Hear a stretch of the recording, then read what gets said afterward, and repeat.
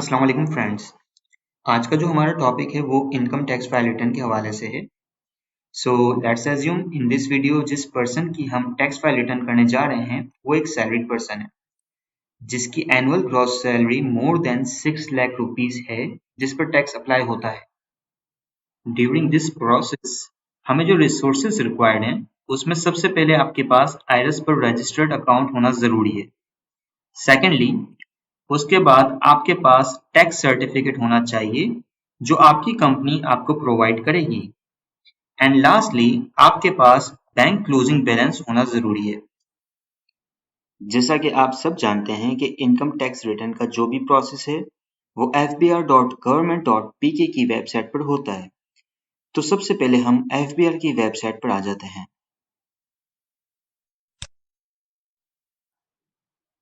Now let's assume कि हमारी fbr की वेबसाइट पर ऑलरेडी रजिस्ट्रेशन कंप्लीट है और हम टैक्स रिटर्न फाइल करना चाहते हैं। So in order to file a tax return हमें कुछ simple steps follow करने होंगे। Step number 1, login to IRS FBR portal। तो सबसे पहले हम लॉगिन कर लेते हैं FBR के IRS पोर्टल पर।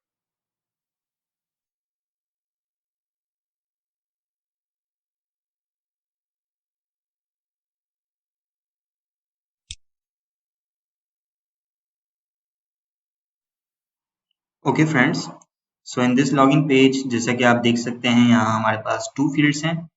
रजिस्ट्रेशन नंबर जहाँ आप अपना NIC नंबर पुट करेंगे एंड पासवर्ड जो आपने रजिस्ट्रेशन के टाइम सेट किया था वही पासवर्ड आप यूज करेंगे।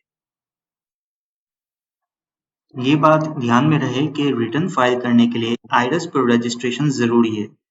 उसका प्रोसेस हमारी रजिस्ट्रेशन वाली वीडियो में कवर है ऑलरेडी। क्योंकि मैं जिस पर्सन के लिए प्रोसेस फॉलो कर रहा हूँ एंड वो ऑलरेडी रजिस्टर्ड हैं तो हम इस वीडियो में डायरेक्टली रिटर्न फाइल करेंगे। ओके, सो क्रेडेंशियल्स फिल करने के बाद आप सिंपल लॉगिन बटन प्रेस कर लें। आप देख सकते हैं आईआरएस ने अपना न्यूली वर्जन 2.0 इंट्रोड्यूस किया है जिसमें इन्होंने यूजर एक्सपीरियंस को इम्प्रूव करने की कोशिश की है। इस न्यू वर्जन में मेजर डिफरेंस नहीं है, बस थोड़ी बेटर रिप्रेजेंटेशन की है। मूविंग फॉरवर्ड हम अपने नेक्स्ट स्टेप पर चलते हुए टैक्स फाइल रिटर्न करते हैं। नॉर्मली जो आईआरएस का ओल्ड इंटरफेस था वहां हम टॉप नेविगेशन में डिक्लेरेशन मेन्यू को यूज करते थे। So in this new interface IRS ने डैशबोर्ड पर ही आपको ऑप्शन प्रोवाइड किया है जिसको यूज करके हम इजीली क्विक स्टार्ट कर सकते हैं। So in our next step हम टैक्स पीरियड सिलेक्ट करेंगे। इन दिस फील्ड आप अपना टैक्स ईयर पुट करेंगे, for example 2023 and based on that आपको सिस्टम ऑटो सजेस्ट करेगा to select tax period duration. आपने यहाँ ये रेंज सिलेक्ट कर लेनी है एंड कंटिन्यू पर क्लिक कर लेना है simply. In our next step हमें अपनी सैलरी इनकम डिफाइन करनी है। तो सबसे पहले आपने आ जाना है सैलरी सेक्शन में under the employment area. In your पे वेजेस सेक्शन यहाँ आपने अपनी एनुअल ग्रॉस सैलरी प्रोवाइड करनी है जो आपकी टैक्स सर्टिफिकेट में भी डिफाइन होगी। टैक्स सर्टिफिकेट का रेफरेंस स्क्रीनशॉट आप अपनी स्क्रीन पर देख सकते हैं। जैसा कि मैंने पहले वीडियो में मेंशन किया है, ये टैक्स सर्टिफिकेट आपको आपका एम्प्लॉयर प्रोवाइड करेगा। इस सर्टिफिकेट में आपने अपनी एनुअल ग्रॉस सैलरी कॉपी करके पे वेजेस सेक्शन में ऐड कर देनी है।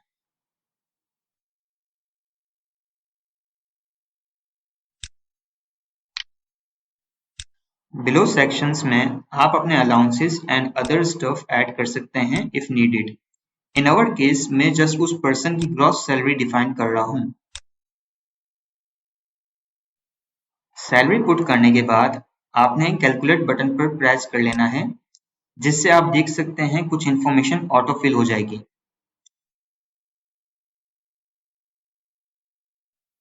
सो इन आवर नेक्स्ट स्टेप आपने टैक्स चार्जेबल के सेक्शन में जाकर एडजस्टेबल टैक्स के ऑप्शन को सिलेक्ट कर लेना है।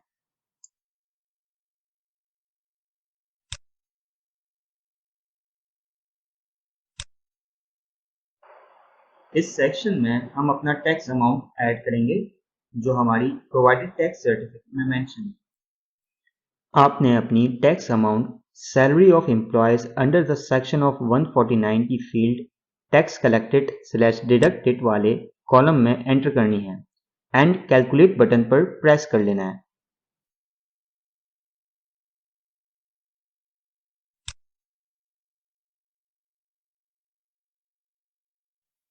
इन आवर नेक्स्ट स्टेप आपने टैक्स चार्जेबल के सेक्शन में रहते हुए कंप्यूटेशंस के ऑप्शन को सिलेक्ट कर लेना है। दिस फॉर्म यहाँ हमने वेरीफाई करना है अपनी टैक्स अमाउंट को। हमें ये मेक श्योर करना है जो हमारी सैलरी पर टैक्स अप्लाई होता है और जो हमने टैक्स पे किया है उसमें कोई डिफरेंस तो नहीं। इस बात को कंफर्म करने के लिए आपने एडमिटेड इनकम टैक्स फील्ड की वैल्यू चेक करनी है।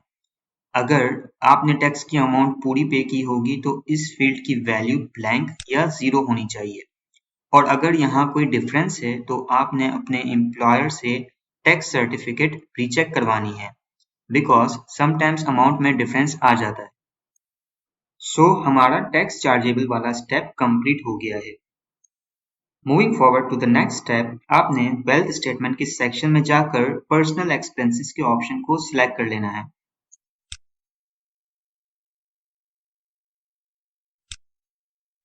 इन दिस स्टेप आपने अपनी इनकम की यूटिलाइजेशन डिक्लेयर करनी होगी।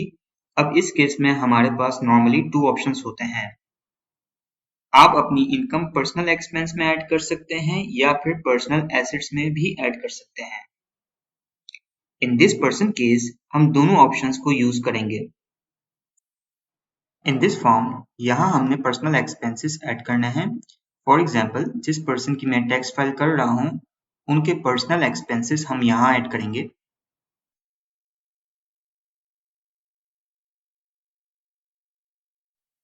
सबसे पहले इनका हम हाउस रेंट ऐड कर लेते हैं।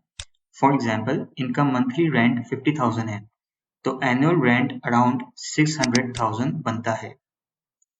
नेक्स्ट हमने इनकी ट्रैवलिंग जिसमें इनके पर्सनल कन्वेंस एंड बच्चों की वैन की फीस वगैरह इंक्लूड हैं वो चार्जेस ऐड कर लेते हैं तो ये अराउंड एनुअल 2 लाख के करीब बनती है अमाउंट। फिर इसके बाद इलेक्ट्रिक बिल ऐड कर लेते हैं। इनका मंथली बिल 20,000 आता है तो एनुअल बिल अराउंड 2,40,000 बनता है।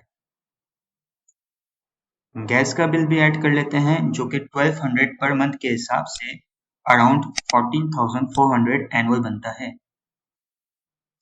फिर हम इनका मेडिकल एक्सपेंस भी ऐड कर लेते हैं अराउंड 20,000 पर एनम। उसके बाद एजुकेशन में हम इनके बच्चों की एनुअल फीस ऐड कर लेते हैं अराउंड 60,000। एंड लास्टली आपने house hold and other expenses add करने हैं जिसमें आपकी ग्रोसरीज वगैरह इंक्लूड हैं। मंथली 60,000 के हिसाब से जो एनुअल अमाउंट बनती है वो 7,20,000 अमाउंट है वो ऐड कर लेते हैं। ठीक इसी तरह आपके जो भी एक्सपेंसेस हैं मंथली बेसिस पर उसको आप 12 मंथ से मल्टीप्लाई करने के बाद जो भी टोटल अमाउंट बनती है वो आपने इसमें ऐड कर लेना है। नेक्स्ट आपने कैलकुलेट बटन पर प्रेस कर लेना है। अच्छा आप देख सकते हैं इनका टोटल एक्सपेंस 18,54,400 है। अब इसमें से हम इनकी जो टोटल एनुअल ग्रॉस सैलरी की अमाउंट थी विच इज अराउंड 26,76,038 रुपीज वो लेस कर लेते हैं तो जो टोटल रिमेनिंग अमाउंट बचती है वो बनती है 8,21,638 रुपीज। इस अमाउंट को मैं आगे डिस्कस करूंगा। इन आवर नेक्स्ट स्टेप आपने वेल्थ स्टेटमेंट के सेक्शन में रहते हुए रिकंसिलिएशन ऑफ नेट एसेट्स के ऑप्शन को सिलेक्ट कर लेना है।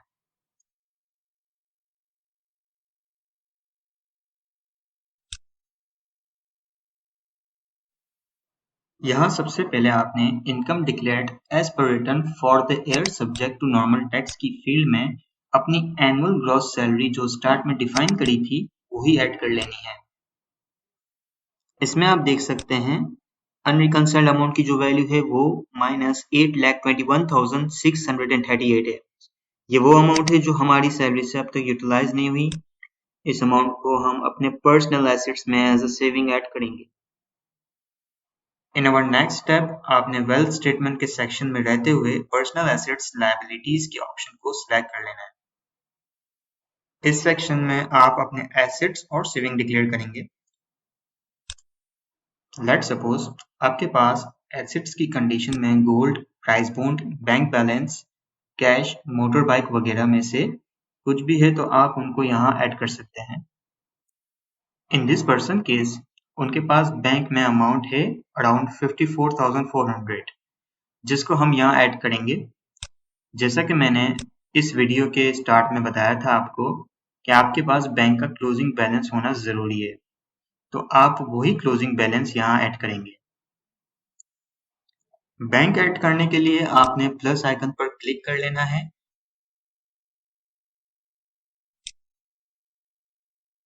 एंड यहाँ बैंक की इंफॉर्मेशन प्रोवाइड करनी है इसी फॉर्मेट में जैसे कि आप स्क्रीन पर देख रहे हैं।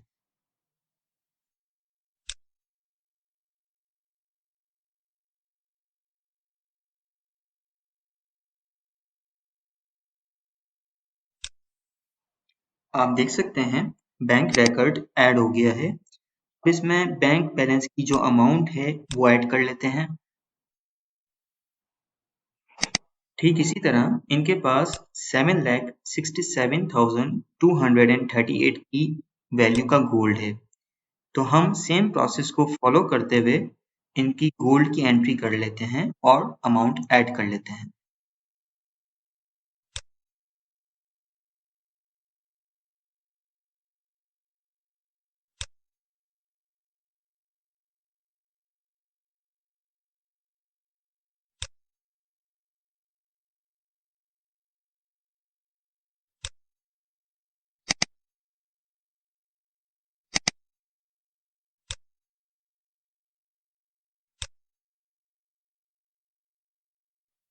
इन अवर नेक्स्ट स्टेप हम रिकंसाइलिएशन वाले सेक्शन में जाकर अनरिकंसाइल्ड अमाउंट को वेरीफाई कर लेते हैं।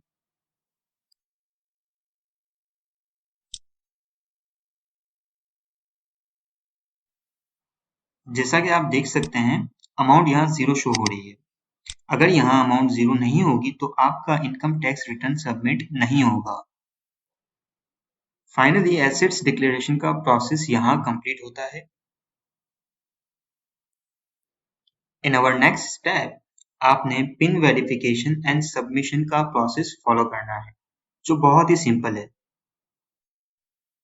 आपने सिंपल टॉप सेक्शन पर जाना है एंड सबमिट के बटन पर क्लिक करना है, जिसके बाद सिस्टम आपसे 4 डिजिट पिन कोड वेरिफिकेशन करेगा। आपने यहाँ वही पिन कोड प्रोवाइड करना है जो आपने फर्स्ट टाइम रजिस्ट्रेशन के टाइम सेट किया था। इन दिस पर्सन केस मैंने इनका इनकरेक्ट कोड प्रोवाइड किया है जिसकी वजह से सिस्टम एरर शो कर रहा है।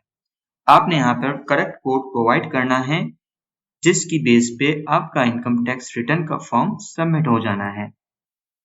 सबमिट होने के बाद आप अपने सबमिशंस डैशबोर्ड पर कंप्लीटेड टास्क सेक्शन में जाकर देख सकते हैं अंडर द डिक्लेरेशन टैब। उम्मीद है हमारी वीडियो आप लोगों के लिए हेल्पफुल रही होगी।